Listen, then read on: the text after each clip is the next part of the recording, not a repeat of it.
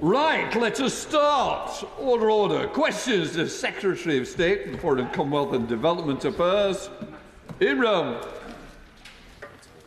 Thank you, Mr. Speaker. Question 1. Thank you, Mr. Speaker. And the Foreign Secretary, Mr. Speaker, cannot attend today's questions due to attending the CHOGM Summit in Samoa with His Majesty the King and the Prime Minister. Minister West is likewise on travel in Vietnam. I thank the honourable gentleman for his question. We're not going to give a running commentary on our discussions with the EU, and the Minister of the Cabinet Office and others have already given a clear statement on this issue. We'll continue to look at EU proposals on a range of issues, but we will not return to freedom of movement. But we are committed to finding constructive ways to work together and deliver for the British people. In Roome. Mr. Speaker, does the Minister agree with me, though, that if Iceland and Monaco can be approved countries under the reciprocal UK mobility scheme, our closest neighbours like Ireland and France should be as well? I have lots of schools in North Devon, and my constituency, who would like this agreement to take place, so it would be beneficial to our youth. Minister. Well, I thank the honourable gentleman for his question. Indeed, I was actually in Iceland the other day. Of course, they're a member of the EEA. We are not, and we're not seeking to rejoin the Single Market Customs Union or the European Union or return to freedom of movement. But what I would say is that the Prime Minister and the President of the European Commission met in Brussels on the 2nd of October and agreed to strengthen the relationship between the EU and the UK and put it on a more solid and stable footing. And indeed, my colleague, the Foreign Secretary, attended the Foreign Affairs Council in Luxembourg on the 14th of October. And both of those mark a significant moment in our reset with Europe. Stella, Creasy. Thank you, Mr. Speaker. It's very welcome to hear the Minister talking about looking at what the European Union might suggest. And it's important to be clear that a youth mobility scheme is not freedom of movement. When we already have schemes with Uruguay, with Japan, with Canada, with New Zealand, Australia, we can absolutely see there are strict conditions on when somebody can come here. So can the Minister just update us on when he next expects to discuss this with the European Union? Well, I thank my honourable friend, Mr. Speaker, and of course we discuss a range of issues with our partners and friends in the European Union. As I said, I'm not going to give a running commentary on those discussions. We've been very clear that we won't return to freedom of movement or rejoin the European Union. Alex Beck. To Mr. Speaker. Thank you, Mr. Speaker. And with permission, I'll answer questions number 2 and number 21 together. Alongside our G7 allies, I can confirm that the UK's support for Ukraine is absolutely ironclad. We've already been clear that we'll provide Ukraine with £3 billion a year in military support for as long as needed. We're investing in Ukraine's defence industrial base. We're ratcheting up the pressure on Putin's war machine and on third country supplies. And I'm delighted today that the Chancellor has announced that we will provide £2.26 billion in additional support to Ukraine as part of the G7 Extraordinary Revenue Acceleration Loans to Ukraine scheme. Alex Baker. Thank you, Mr. Speaker. Ukraine is facing a difficult winter. What steps is this government taking to help ensure Ukraine is in the best possible position to be able to deal with the challenges that this will bring? Well, I thank my honourable friend for her very important question, and I completely agree with her. Putin's attacks on Ukrainian energy infrastructure have increased the vulnerability of millions of Ukrainians ahead of this winter, and they are shocking and they are barbarous. And that is exactly why I have announced and signed up £20 million additional support to Ukraine's energy system, and we're working with partners across Europe and across the G7 to support them in this area. Luke Akehurst. Thank you, Mr. Speaker. Does my honourable friend agree with me that Ukraine's rightful place is with other European democracies in the NATO alliance?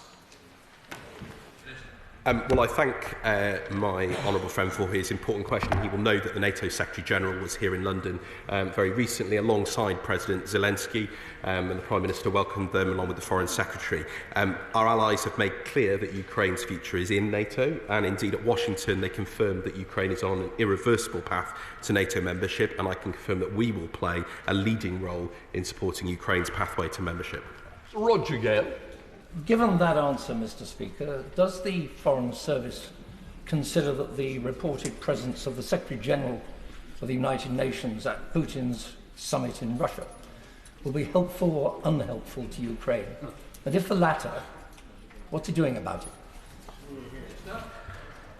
Well, I thank the right honourable gentleman for his question. Obviously, the meetings that the United Nations Secretary-General chooses to tender a matter for him, not for the government. We, of course, continue to work with a wide range of allies to support Ukraine across the G7, as we've done today with that announcement, and, of course, with our partners in Europe. Mark Pritchard. Does the Minister share my concern of worrying reports of North Korean troops fighting for Russia in Ukraine, and what message would he give from the dispatch box today to Pyongyang? Well, I absolutely share his concerns, and indeed the Foreign Secretary has been clear that we condemn in the strongest terms DPRK's continued unlawful arms transfers and the reported deployments of its troops to the Russian Federation to support the unlawful war of aggression in Ukraine. And that's not only in violation of multiple United Nations Security Council resolutions, but it will also prolong the suffering of Ukrainian people and threatens global security, so we condemn it in absolute terms. Minister Alicia Kearns. Mr. Speaker, to move us beyond the condemnation, the last week troops have arrived from North Korea in Russia. They are training in Russian fatigues based on videos we have seen. In addition, we know that Russia has procured multiple weapons to aid the merge of Ukrainians from North Korea. Putin has seized the escalation ladder. So will the Minister now not declare North Korea a combatant in the renewed illegal invasion of Ukraine, demarche the North Korean charge, and confirm what unilateral and multilateral action we will be taking in response to this?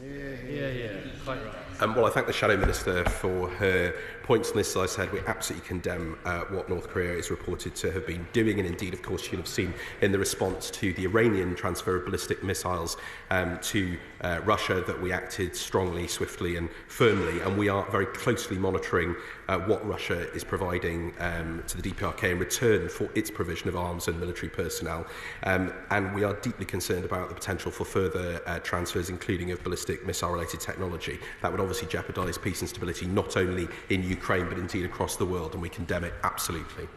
Nigel Farage. Thank you, Mr. Speaker. Question number 3. Mr. Speaker, with permission, I will answer the honourable gentleman's question along with number 20. The government inherited a situation where the long-term secure operation of the Diego Garcia military base was under threat.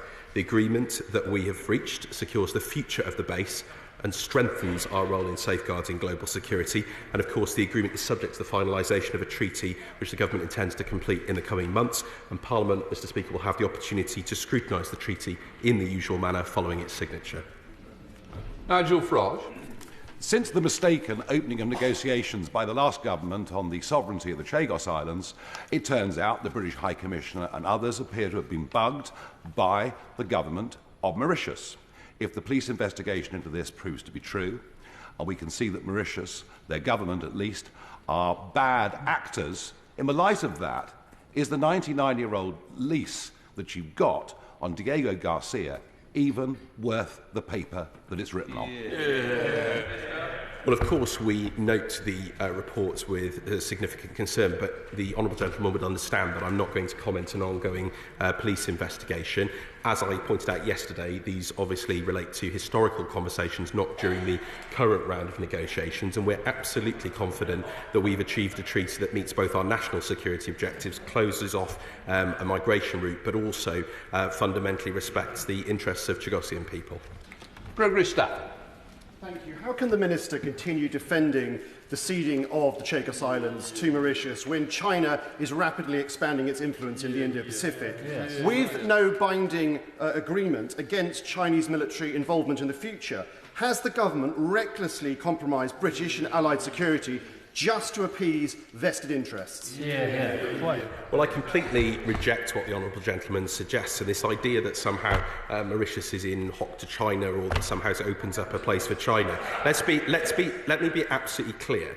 Mauritius is one of only 2 African countries that haven't signed up to the Belt and Road Initiative. There is absolutely no way that we would have signed off a treaty, nor indeed the United States, across the national security apparatus, one that compromised any of our security interests or those of our allies. And let me be clear, the unequivocal support from the United States President, the Secretary of State, to the Defence Secretary and across the establishment makes clear that this is the right deal for our security and that of our allies. Deirdre Costigan.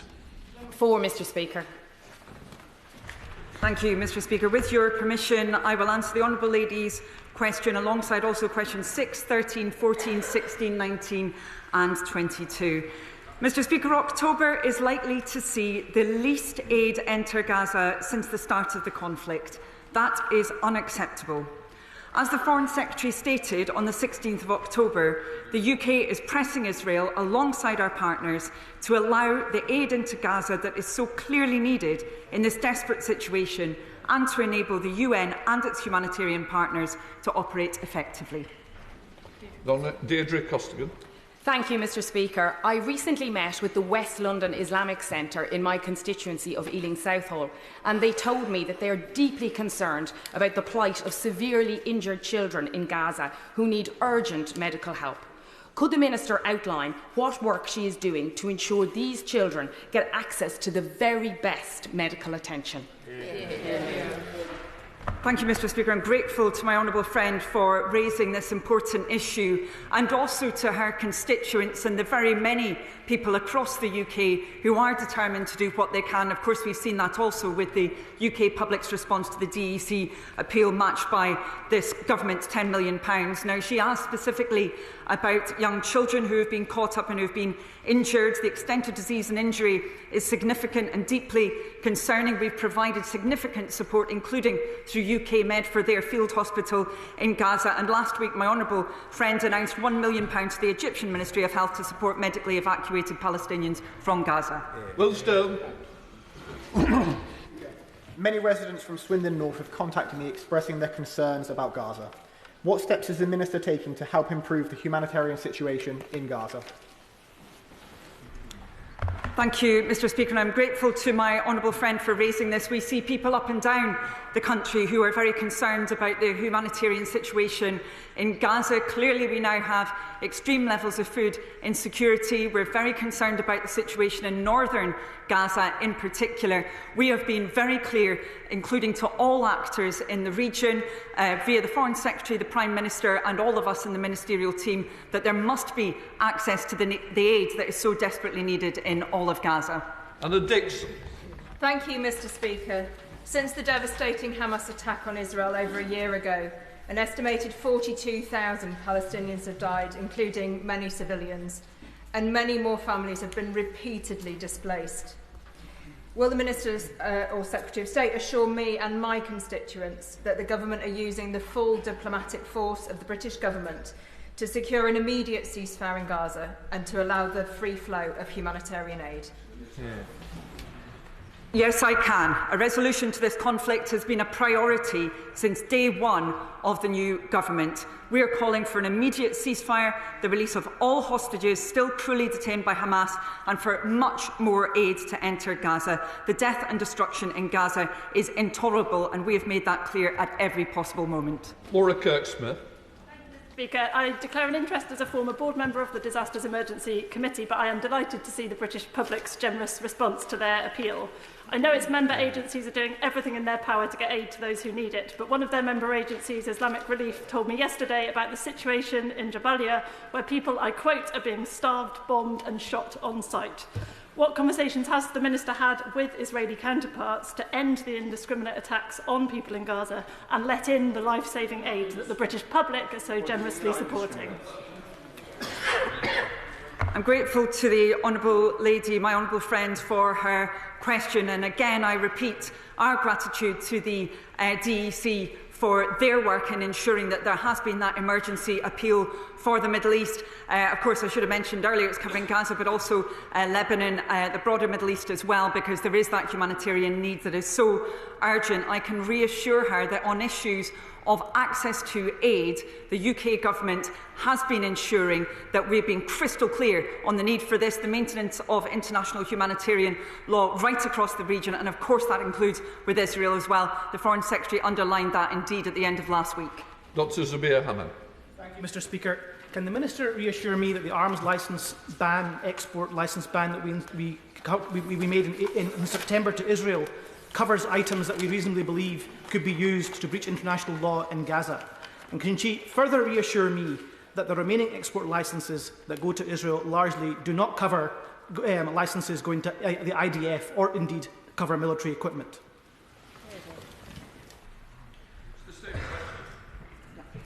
OK, we asked our quick. That's fine. Sorry, we've got one person answering the...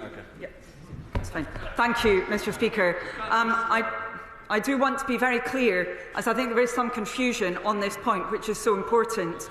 Mr Speaker, following the 2nd of September suspension, there are currently no extant UK export licences. I will repeat that again. No extant export licences for items to Israel we assess might be used to commit or facilitate a serious violation of international humanitarian law. There's only one exception, which is for F-35 components, and the Foreign Secretary has explained this to the House. My honourable friend is absolutely right to say that most licences for exports to Israel are absolutely not for the IDF, and I'm pleased to be able to put that on the record in the House. Thank you. Neil O'Brien. The footage of the children caught up in the fighting in Gaza is absolutely horrendous, and so is the footage of those who are held hostage still. Now, firstly, what is the Minister doing to ensure the protection of aid workers in Gaza and Lebanon? And secondly, given that she's just told us that our efforts to get more aid in are not working, what are her next ideas? Where are we going to go from here? Because clearly it's not working.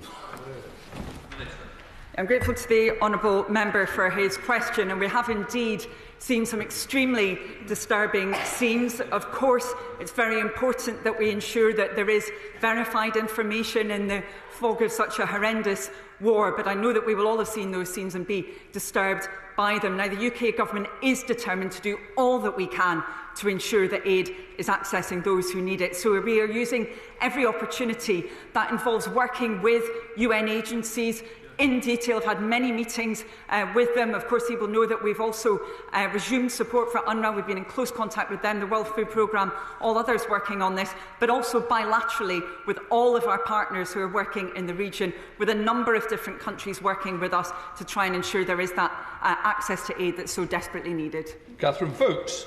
Thank you, Mr Speaker, and I thank my honourable friend for all she has done so far on this issue. But my constituents, including Damon and Annie, are extremely concerned that every day things are only getting worse, with the UN saying that all essential supplies for survival are running out, and given the abject conditions in North Gaza, the fact that humanitarian access is nearly non-existent is unconscionable. A year on from the conflict starting, we are still debating restrictions on the flow of aid by Israeli authorities. What more can she do to ensure the people dying of hunger, thirst and lack of medical care get the attention they need? Well, Mr Speaker, I can only underline that the new UK Government is doing all that we can to get aid in as quickly as possible, supporting trusted partners on the ground to deliver life-saving humanitarian aid. As was already mentioned during this debate, we have agreed to match up to £10 million of public donations to the Disasters Emergency Committee's Middle East Humanitarian Appeal. That is going to be providing life-saving aid, including medical supplies, shelter and clean water to people in need. That's on top of the support we released for UNRWA. But of course that aid then needs to get to the people who are desperately in need of it. And I would refer to the response I just made to a previous question on this point. We're using every avenue to advance that cause. Altos. Mr Speaker, the images coming out of northern Gaza have horrified many, as has the news of yet more indiscriminate bombing. And it's had many reaching into humanity's darkest periods for historical comparisons. Now, I don't know which of those is appropriate, but I do know that on each of those occasions we told ourselves this time was different, and yet it never was. Mr Speaker, does the ministerial team realise that what they do now is what they would have done then? And if they do realise that, do they believe that the conversations they're having are enough? And if they don't, when will they actually act positively to bring about a ceasefire? Thank you, Mr Speaker. I'm grateful to the Right Honourable Member for his question. However, surely he must recognise that from the first day of this new government coming in to position, we have sought to do all we can to advance that cause of a ceasefire. And on the issue of international humanitarian law, which he rightly stated so clearly as being imperative, we have been consistently clear as a new government. Israel must comply with international humanitarian law. It must allow unfettered aid access. Our message is clear. Israel could and must do more to ensure that aid reaches civilians in Gaza, and we have upheld our legal requirements around that, as he will have seen in relation to the decisions taken around arms export licences. Brendan O'Hara. Thank you, Last month, the Minister of State told this chamber, "We could not be clearer. Intentionally directing attacks on civilian objects is a war crime. Those attacks threaten civilian access to power, heating, water supply, impacting safety and livelihood of millions of Ukrainians." And she was absolutely right. But why is it that this government can't immediately call out Putin's war crimes the moment they happen, but they seem utterly incapable of doing that when the perpetrator is Netanyahu and when the victims are Palestinians? Thank you, Mr. Speaker. I do regret the tone of the honourable member's question. He surely can recognise the prioritisation from this new government to do all that we can to secure the ceasefire that is required.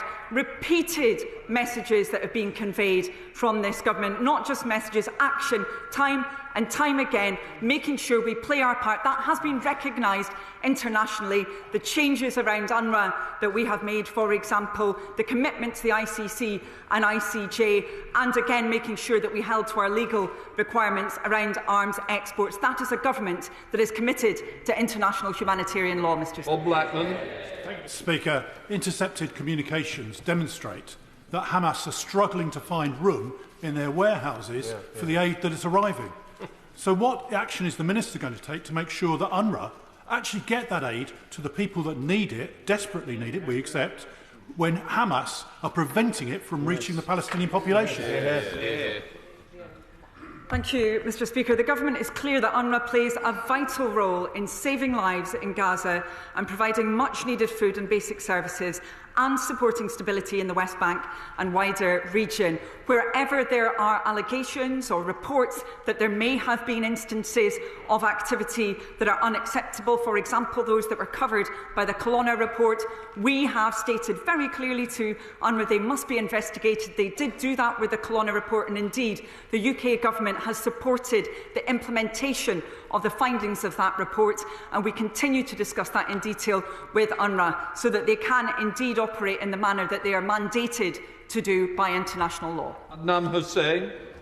Thank you, Mr. Speaker. Whilst I appreciate the comments made in respect of aid, does the Minister condemn the ethnic cleansing and annexation of northern Gaza under the General's plan, where aid is not being allowed to go into northern Gaza? And if so, what action is being taken against it to demonstrate the UK's strongest objection? Thank you, Mr. Speaker. The UK government is extremely concerned by the situation in northern Gaza. This morning I was discussing this with humanitarians. I have been just about every single day. We really see a deterioration in people's circumstances there in terms of health, access to aid. And as I said at the beginning of my statement, the fact that we've seen the lowest amount of aid, or will likely see it this month since the start of the conflict, is unacceptable. We are deeply concerned about the fact that now we've seen many people who have been displaced, not just once, twice or three times, but indeed up to 9 times. We will continue to argue for the need for humanitarian access to Gaza. Thank you. Greg Smith. Thank you, Mr. Speaker. Further to the answer the Minister gave a few moments ago on UNRWA supplies were found in the Hamas leader Yahya Sinwar's underground hideout. As my honourable friend said, the Hamas terrorists are struggling to find warehouse space to store all the misappropriated aid. So when will the government review their commitment to funding UNRWA and actually take action to stop the misappropriation of this aid?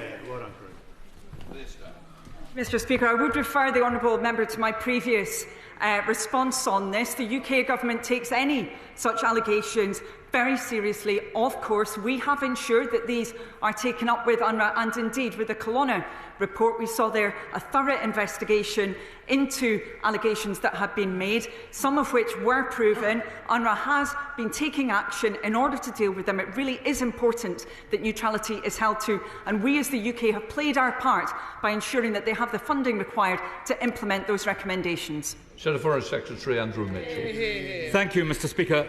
Following the removal of the international terrorist Yahya Sinwar and the possibility of an amnesty for those who now release the 97 remaining hostages, what pressure is the government bringing to bear to urge Hamas to lay down their arms and release hostages, both of which are necessary for full, unfettered access for humanitarian relief in Gaza?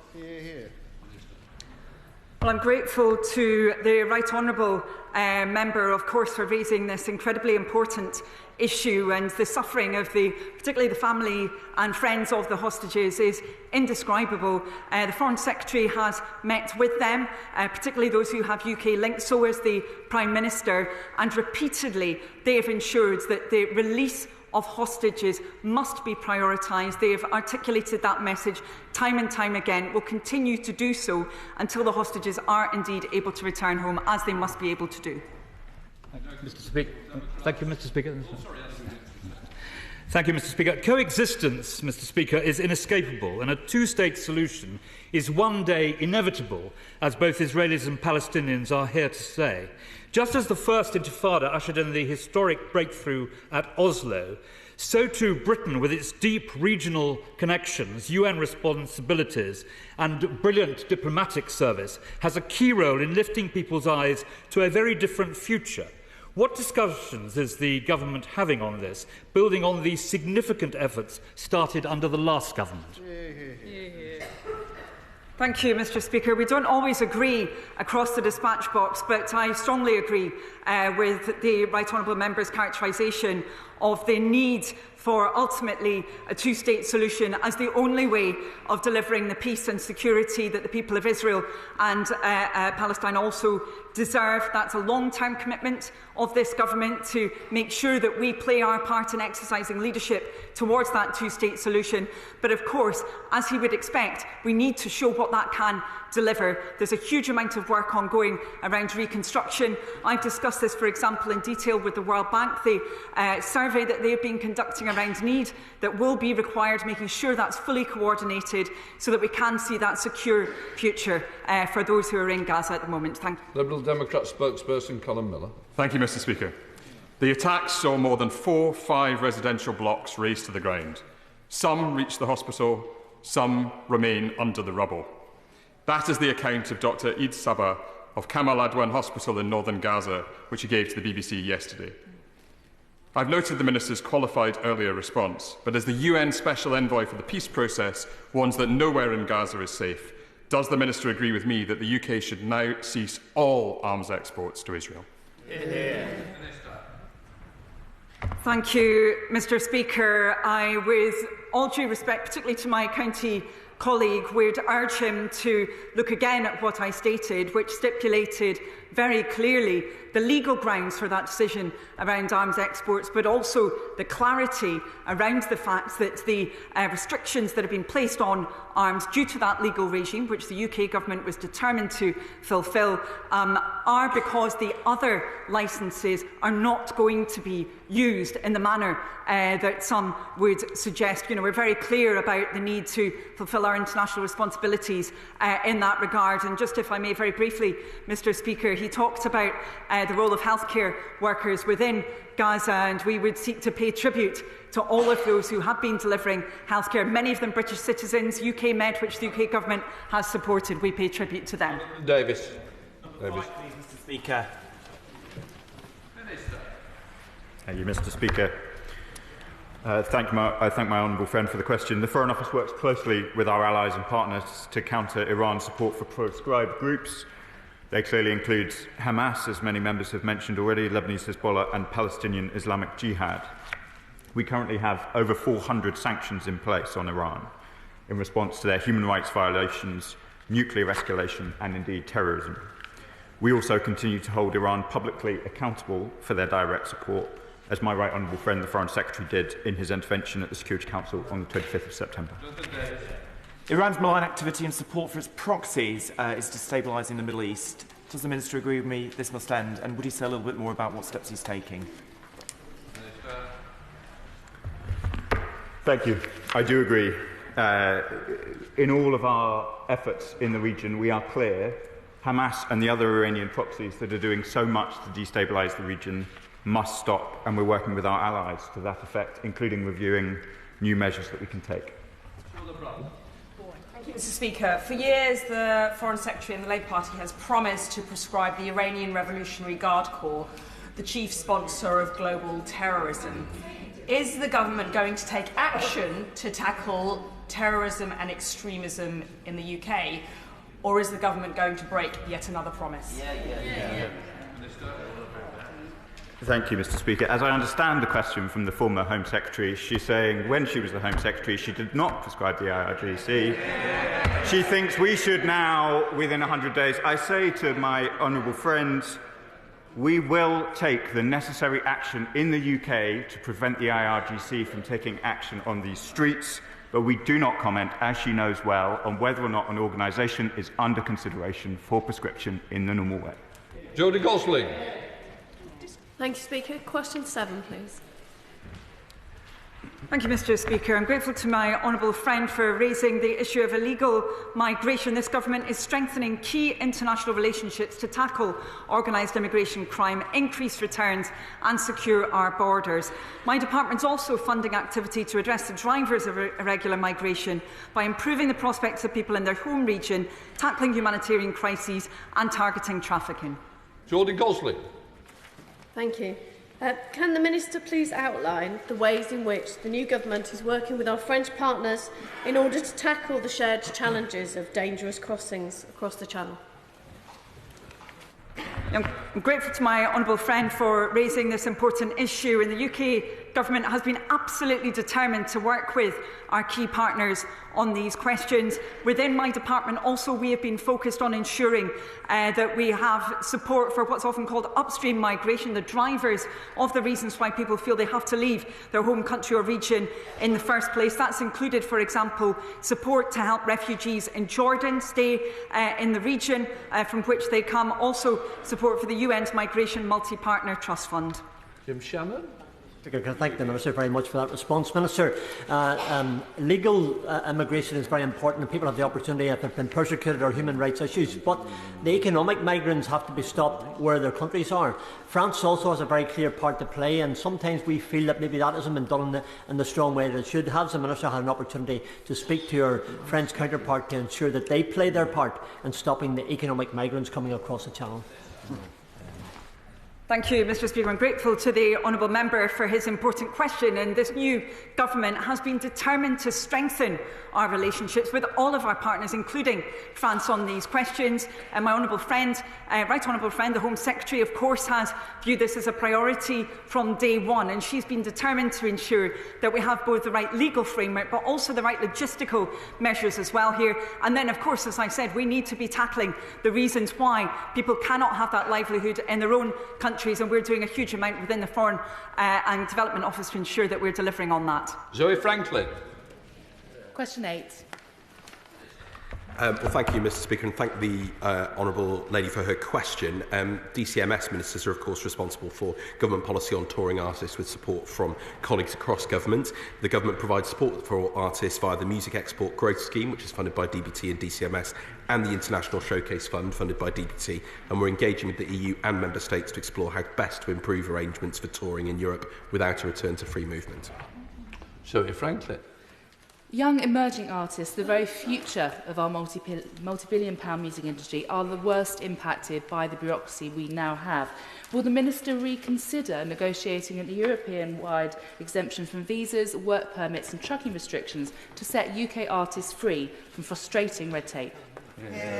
Well, she raises very important issues, Mr. Speaker, and we recognise the challenges she sets out faced by the sector. We have committed to helping our touring artists without seeking a return to freedom of movement. I'm going to work closely with my colleagues, the Minister for the Cabinet Office and DCMS and others on these issues, and we are committed to seeking allowances for cabotage, carnets and customs rules for music, performing arts and culture touring, but it is too early at this stage to discuss details in greater detail. Rocker. Question number 9, Mr. Speaker. Well, thank you, Mr. Speaker, and I thank my honourable friend for his question. My right honourable friend, the Prime Minister, met with the President of the European Commission on the 2nd of October and agreed to strengthen our relationship between the EU and UK and to hold regular UK and EU summits. The Foreign Secretary attended the EU's Foreign Affairs Council on the 14th of October in Luxembourg, where he and the High Representative agreed to advance discussions towards a new UK-EU security partnership. And I have had many meetings, both bilaterally and indeed as part of processes alongside EU colleagues on issues from Moldova to the Western Balkans in recent weeks. Thank you, Mr. Speaker. Can I welcome the Foreign Secretary's attendance at the EU Foreign Affairs Council? And can I ask the Minister to confirm if this will be part of a more regular, structured engagement with our European colleagues? Absolutely can confirm, Mr. Speaker, that that's the case. We're committed to resetting our relationship and we're committed to delivering outcomes in practice. And I mentioned that I myself attended the Moldova Partnership Platform in Chisinau earlier last month. Particularly important that we work alongside our EU partners when it comes to the attacks on Moldova's democratic future by Putin's Russia. And indeed, important discussions we had on Western Balkans in Berlin last week. I was there with the President of the European Commission and Chancellor Scholz. It's absolutely important that we work together on these critical challenges. Julian Lewis. Whilst we hope it never happens, if there were to be a future American president that wished to withdraw support from Ukraine, can the government assure us that in its conversations with EU leaders, this would be a very prominent item on the agenda? Very good. Well, obviously, decisions in America are for the American people. The special relationship endures regardless of who is in the White House or what administration, and it's deep and enduring, as he well knows from his important former roles. But absolutely, we need to be cooperating with our EU partners on support for Ukraine. That's exactly why today it's so fantastic to hear the news that we have agreed, as promised, with the G7, with our EU partners, the Extraordinary Revenue Acceleration Scheme, which will deliver new money to Ukraine now with our European and indeed our American partners. Bobby Dean. Question 10, please, Mr. Speaker. Mr. Speaker, as a matter of long-standing policy, which the honourable member will understand, the government doesn't comment on the detail of national security matters, but let me be clear, any attempt by any foreign power to threaten or undermine the UK's democracy will not be tolerated. The National Security Act 2023 brings together vital new measures to protect our national security, which we are committed to as a new government, and I regularly meet my ministerial colleagues, including the Security Minister, to discuss these matters. Bobby Dean. Thank you, Mr. Speaker. Thousands of Hong Kongers have made my local community their home under the B&O scheme. However, too many of them are still facing the threat of surveillance, harassment and intimidation by the Chinese state. So can the government confirm that they have raised this issue of transnational repression in their conversations with the Chinese government and made clear that it's a totally unacceptable interference in British democracy? Well, Mr. Speaker, the government will take a consistent long-term and strategic approach to our relations with China, rooted in the UK and global interests. And indeed, the government is deeply committed to supporting all members of the Hong Kong community who have relocated to the UK. And I would just reiterate again that any attempts by foreign governments to coerce, intimidate or harm critics overseas are unacceptable. And regardless of nationality, freedom of speech and other fundamental rights of all people in the UK are protected under our domestic law.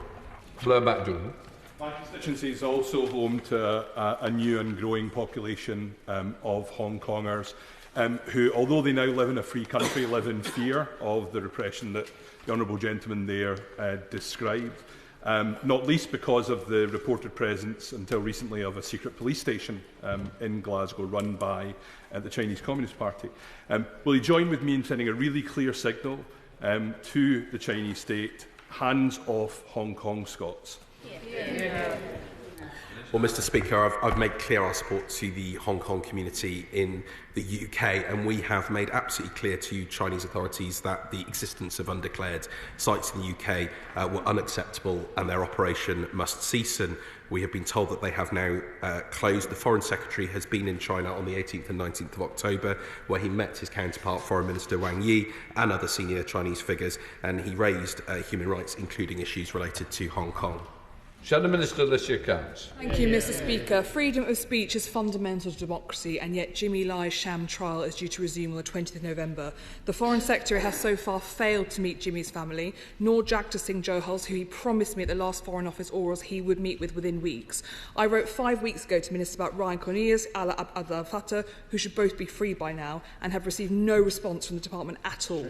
So when will the government bring forward its promised special envoy for arbitrary detention, come back to shadow foreign ministers and get our people home? Well, Mr. Speaker, on the case of Jimmy Lai, we call on the Hong Kong authorities to end their politically motivated prosecution and immediately release British national Jimmy Lai, and his case remains a very high priority for His Majesty's government, and UK diplomats attend his court hearing in Hong Kong, and the Foreign Secretary most recently raised the case with Wang Yi during his visit to Beijing on the 18th of October. In relation to Jagtar Singh Johal, on the 24th of July, the Foreign Secretary raised his case with the Indian Minister of External Affairs. I'm very happy to write to her further about these matters, but she can be absolutely assured that we take these cases incredibly seriously. Alex Bellinger. 11, Mr. Speaker. With permission, Mr. Speaker, I'll answer questions 11 and 15 together. The UK was the first G7 country to call for an immediate ceasefire between Lebanese Hezbollah and Israel. We did so on the 19th of September. A political solution consistent with Resolution 1701 is the only way to restore security and stability for the people living on both sides of the Blue Line. We continue to press for this with vigour, with urgency, with our international counterparts. The Foreign Secretary did so last week, I did so last week, and we will continue to do so this week and indeed every other day. Alex Bellinger. Thank you, Mr. Speaker. We're all appalled at the increase in violence after Israel's ground invasion of Lebanon. As someone who used to work in Beirut when the country welcomed the million Syrian refugees, it is really upsetting to see people on the move again after so much violence. I thank the Foreign Secretary for his diplomatic efforts so far. Does the Minister agree with me that there is no military solution to the conflict in Lebanon? And will he outline again in more detail what diplomatic efforts he is making to ensure we have a ceasefire so Lebanese and Israeli civilians can return to their homes? I thank my honourable friend for his question. We agree very much. Only a political solution will enable both Lebanese civilians to return to their home, but also Israeli civilians in the north of Israel. Clearly, Hezbollah have been conducting terrible attacks on northern Israel for a very long period of time, from the 8th of October, a terrible date to have chosen to start. We are working with all of our allies on a plan based around 1701. We talk regularly with all of the key players in the region, and in particular with Amos Hochstein, the US envoy, working on a proposal in order to achieve the effect of 1701, and will continue to do so. Mr. Speaker, the reported attacks on UNIFIL bases by the IDF show disregard for Resolution 1701 and the existing diplomatic framework for peace. The last week's joint statement by foreign ministers and our allies condemning all threats to UNIFIL's security was welcomed. So could the foreign minister tell the House what discussions he's had with Israeli political leaders to supplement this action, and if they were productive? Good question. Thank you, Mr. Speaker. I thank my honourable friend for the important question. We are absolutely clear. Attacks by the IDF on UNIFIL bases must stop, and they must stop immediately. We have called on Israel to that effect. We have called on all parties to uphold their obligations, ensuring the safety and security of UNIFIL personnel, and I'm sure many in this House will be looking at the reports from UNIFIL each day on the situation there. As I said in the answer to the previous question, it is only a political solution consistent with Security Council Resolution 1701 that can restore stability and security. We continue to raise these matters with the Israelis at every level, and I will continue to do so this week. Also, Andrew Mercer. UNIFIL and UN Security Resolution 1701 plainly have not prevented the construction of tunnels and forward attack positions by Iranian proxies south of the Litani River. What discussions will his right honourable friend, the Foreign Secretary, be having with the United Nations to ensure that something is put in place to replace 1701, strengthen the role of UNIFIL, and prevent aggressive action by Hezbollah and its fellow travellers? Thank you, Mr. Speaker, and thank my honourable friend for the question. The first thing we have to do is get Hezbollah back north of the Litani River, consistent with 1701. We should not move away from 1701 until we have made progress underneath it. So I recognise the force of what the honourable friend says about the concerns about Hezbollah's presence close to the Israeli border, in breach of UN Security Council resolutions, and I condemn the attacks, as I say, the missile strikes that have been happening since the 8th of October, and indeed all of the other violence that Lebanese Hezbollah has been responsible for. They are prescribed under UK law and we hold no truck with them. But the way to get them away from the border is 1701, and that's what we've got to stick to. Monica Harding. Mr. Speaker, Finn Pugh, who is 8 years old and one of my constituents, wrote to me, Lebanon, he said, is a wonderful place. It does not deserve this. I would like the government to protect the people of Lebanon and give them supplies like food and water. What reassurances can the Minister give Finn? Thank you, Mr. Speaker, and thank you, Finn, for the question.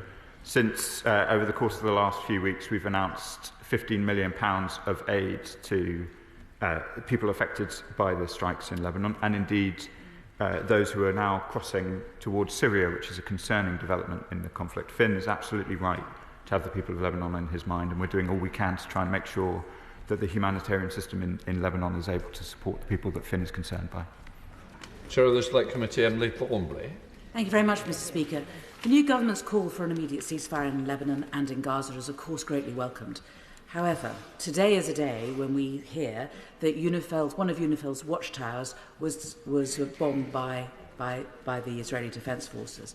First of all, was that one of the watchtowers that we've given them? And secondly, what conversations has he had with his colleagues about beefing up our support of UNIFIL and taking our troop numbers up from 1?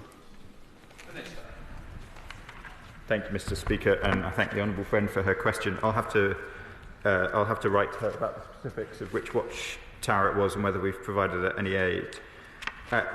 Underlying my honourable friend's question, I think, is a question about what do we do when our statements about UNIFIL are not abided by. And I want to be clear with the House, the current situation is unsustainable. We continue to raise this through all measures diplomatically in order to try and see progress, and we will continue to do so until there is progress. And I can perhaps write about our future plans about peacekeepers in Lebanon. Mr. Speaker, there is only one route to sustained peace in Lebanon, and that is for the UN and the Lebanese state to stop Hezbollah carrying out its operations. That's right, isn't it? I thank my honourable friend for his question.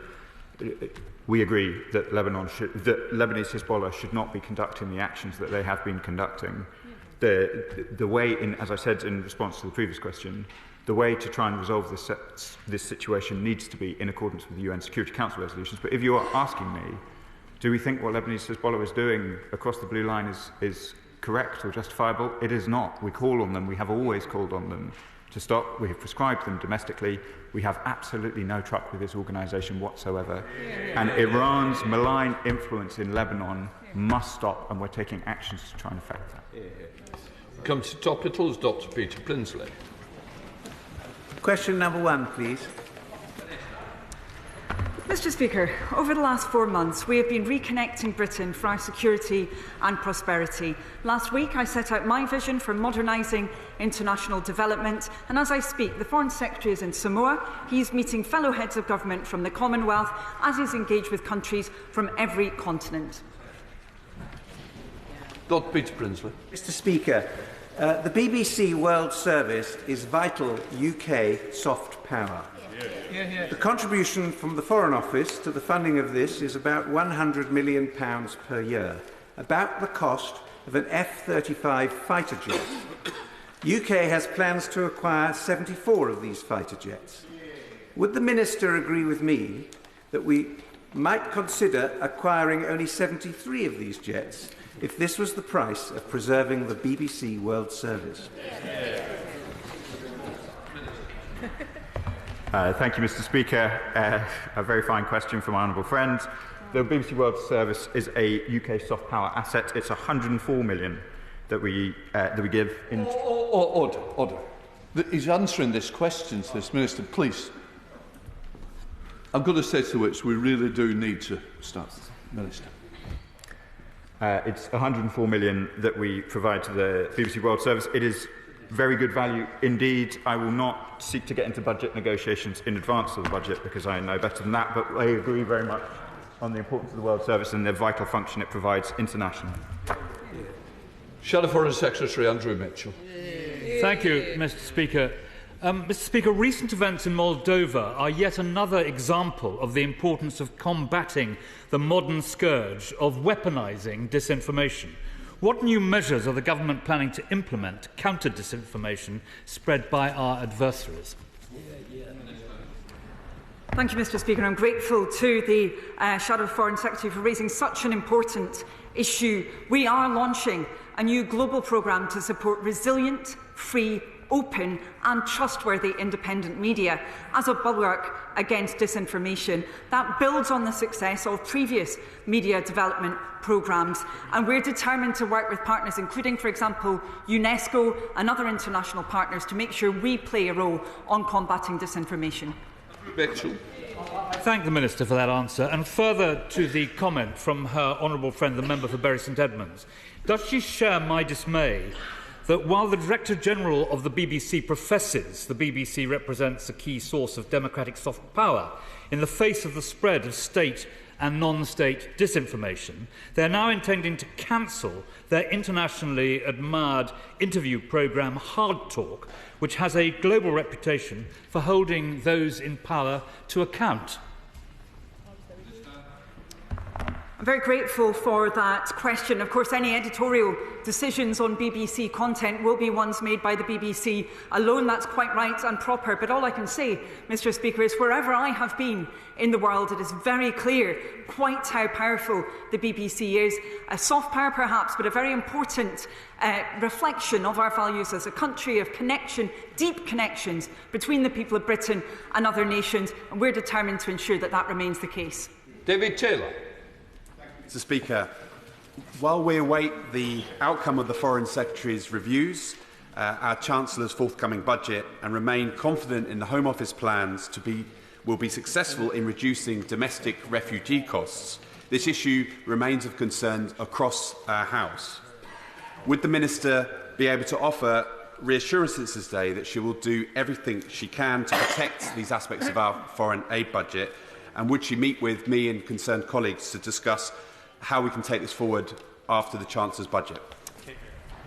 I'm grateful to my honourable friend for raising this, and of course I would be very happy to meet with him and indeed other members of this House, particularly on this side of the House where we have a very considerable number of MPs now who have direct experience of international development work. Of course, my right honourable friend, the Home Secretary, is committed to bringing order to the asylum system. She's taken steps to unblock the backlog of claims, and the fact we lacked a plan to do that previously led to a spiralling of these costs, which really hit the international development budget very hard. We're going to have to get together. No, you'll hear me out. I've got to get through this list. You're not helping me. You're taking far too long. I've got to get these backbenchers. It matters to them. It matters to their constituency. You've got to work with me, and today it's been a pretty awful day all round. Let's have a Lib Dem spokesperson who's going to give us a good example. Callum Miller. Thank you, Mr. Speaker. Lila Suif is in the gallery with us today. She's currently on hunger strike in protest at the continued imprisonment of her son, the British Egyptian citizen Alaa Abd al-Fattah, who's in prison in Egypt despite the end of his 5-year sentence on the 29th of September. In 2022, the then Shadow Foreign Secretary talked about serious diplomatic consequences for Egypt failing to release Alaa. He spoke of leveraging our trading partnership with Egypt to progress the case. So does the Minister agree with the now Foreign Secretary on these points, and will the government be taking steps? Another bad example. Somebody wants to answer. Minister.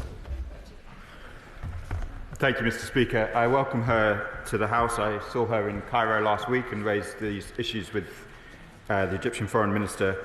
Alaa's case is very much in our mind, and we will be doing absolutely everything we can to secure his release as quickly as we possibly can. John Pearce. Thank you, Mr. Speaker. In 2020, the US committed $250 million to support peace building and Palestinian economic development. Will the Minister consider how we can work with our partners in the US to bring our world-leading development expertise and experience in conflict resolution in Northern Ireland to take a lead in this vital work? Minister. Thank you, Mr. Speaker. It's an important question. Peace building at a civil society level has a very important role to play in trying to resolve this conflict, and I'll write to the member with details of our plans. Any chance? Mr Speaker, I welcome this government's ambition in seeking a new climate finance goal at COP29 in Baku shortly. Can the Minister assure me that she understands the scale of need? UNEP says 10 to 18 times more funding for adaptation that's currently on the table, and that she will make sure that it includes loss and damage and is additional to aid. Very grateful to the Honourable Lady for a very important question. The UK Government could not have been clearer about the fact that climate and nature must be at the heart of all that we do on foreign policy, development policy as well. The Foreign Secretary underlined that at Kew, and I underlined that at the Chatham House speech that I gave last week. Can I say those who are on the list do not need to stand? It is more confusing. Fabian Hamilton. Mr Speaker, it's estimated that over 42 million tonnes of rubble could be contaminated by unexploded bombs and ordnance in Gaza. It's clearly vital that such a serious threat to human life is dealt with effectively in order to ensure Gaza's post-conflict reconstruction. So will the Minister commit to redoubling our country's support for the work of organisations like the Halo Trust? The amount of unexploded remnants of war throughout Gaza poses a serious threat to life and to the provision of humanitarian assistance. The UK is working proactively with a number of key stakeholders. We very much recognise the expertise of the Halo Trust in that, and we will indeed be redoubling that work, particularly towards reconstruction. Thank you very much indeed, Mr Speaker. Hezbollah continues to use Lebanese civilians as human shields, and on Friday the caretaker Prime Minister there accused Iran of blatant interference in Lebanese affairs. What more will the Minister do to help ensure that both Israel and Lebanese counterparts can face down the threat from Iran? Thank you, Mr Speaker. I referred to our actions against Iran in the region and the importance of removing their influence in Lebanon as best we can, and I'll be attending the Lebanon conference in Paris this week where these matters will be discussed. Adam Thompson. Speaker, further to the question across the way on climate change, could the Minister address what steps she is taking to support climate change development internationally? My honourable friend raised an incredibly important point. It's critical that the UK can speak with credibility on these issues. Now with the new UK government, we can, given the creation of GB Energy and the other measures that we've taken. We're ensuring that climate leadership is always to the fore, and that includes in the COPs, and of course that for nature in Colombia is fast approaching. Tom Morrison. Thank you, Mr Speaker. Winter is now approaching the Northern Hemisphere, with many civilians in Palestine and Lebanon without homes, water and electricity. What is the government doing to support winterisation efforts in the region? The honourable gentleman raises an incredibly important question. Of course, we see many people who've been displaced with very few clothes, very few belongings that they desperately need, and particularly with the threat of winter and much worse weather coming very speedily down the track. The government has been discussing this with many of our partners. Steve Young. Thank you, Mr Speaker. What update can the Minister give us on UK support for the International Fund for Israeli-Palestinian Peace? And will the government convene a summit of international partners to ensure civil society is at the heart of peace building in the coming years in the region? Thank you, Mr Speaker. I refer the member to my previous answer, and I'll write to him as well with further details on what we will be doing. David Mundell. We're experiencing a global hunger crisis exacerbated by ongoing conflicts and climate change.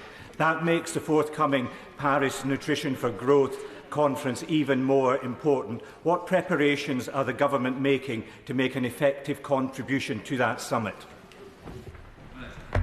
The right honourable gentleman is absolutely right to be raising this point. We are preparing at pace for that Paris conference. It's incredibly important. We need to do all that we can to secure access to the food that's required. It must be nutritious, healthy food. In addition to that, I want to inform him that the UK is preparing to sign up to the Global Alliance Against Hunger and Poverty that I committed the UK to in Brazil just a few weeks ago. James Nish.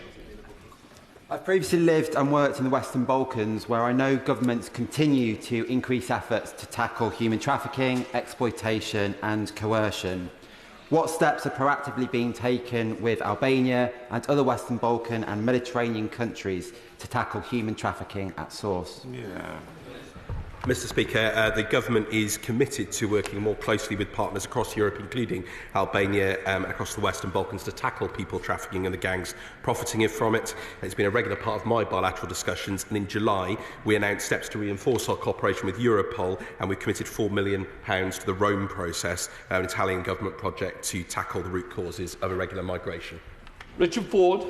Thank you, Mr Speaker.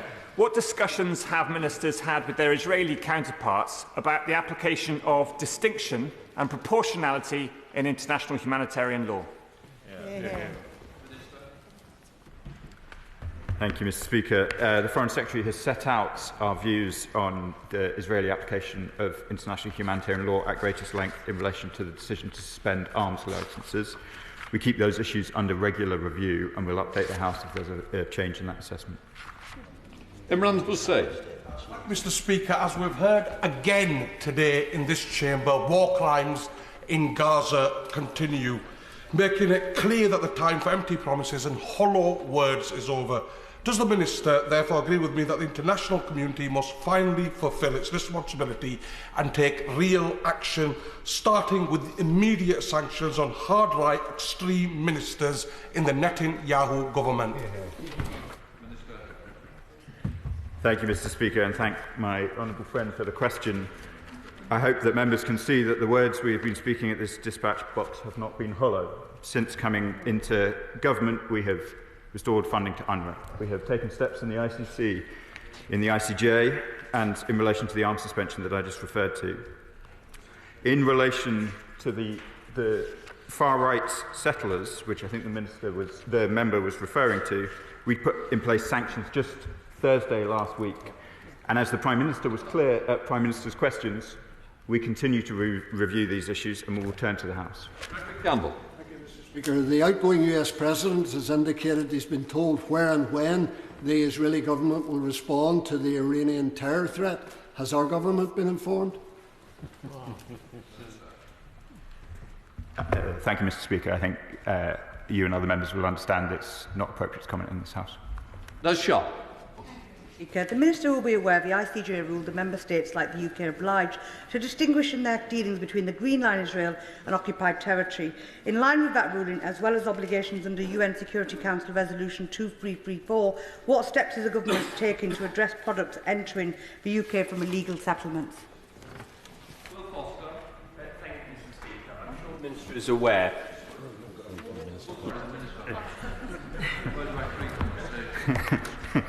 Thank you, Mr Speaker.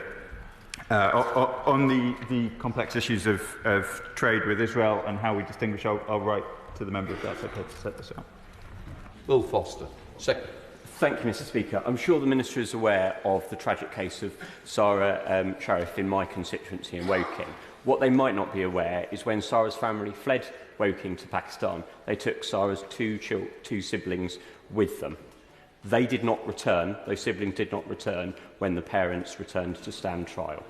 Will he agree to write and raise with the Pakistani government that they either vouch for the siblings' safety or that those children should be returned to the UK? Thank you, Mr Speaker. I'd like to assure the House that the safety and well-being of British children overseas, which appears to be the situation in this case, is of utmost concern to the whole government and me as the Minister for Consular Affairs. I'll write and meet with the member if that's useful to understand the case and what we can best do to support these children. That Committee of International Development, Sarah Champion. Thank you, Mr Speaker.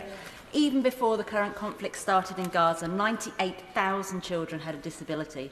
Thousands more have now been horrifically injured, and those with long-term conditions have not had medical support at all. So whilst I welcome the government's commitment to urgently facilitate medical evacuations, how is that possible when Israel is controlling the Rafah crossing? Well, I'm grateful to the Honourable Lady for raising this issue, and of course it's a matter that she knows in great detail through her work in the Select Committee. Of course, we're determined to ensure that we do all that we can as the UK in partnership with other countries towards the wellbeing and safety of children in Gaza. She mentioned around healthcare, where we have been supporting UK Med and others on that issue, but also around education as well. Many children have now been out of school for a year. We're determined to play our part in rectifying that situation. Final question, Sarah Green. update the House on the grim situation in Sudan? In particular, what pressure is being put on regional actors to stop fuelling the crisis, and what is the UK doing to help the 16 million children that Save the Children estimate face severe food shortage right now? I'm very grateful to the Honourable Lady for raising this situation, because the humanitarian crisis in Sudan is the worst in the world. We see millions of people facing food insecurity, famine, which has been now verified as taking place disturbingly in the Zamzam refugee camp. The UK will continue to do all that we can, including as a penholder, working with partners to raise the profile of this, to say to the warring parties they must allow access to aid. Thank you. Right, that completes questions. Let the front benches change over.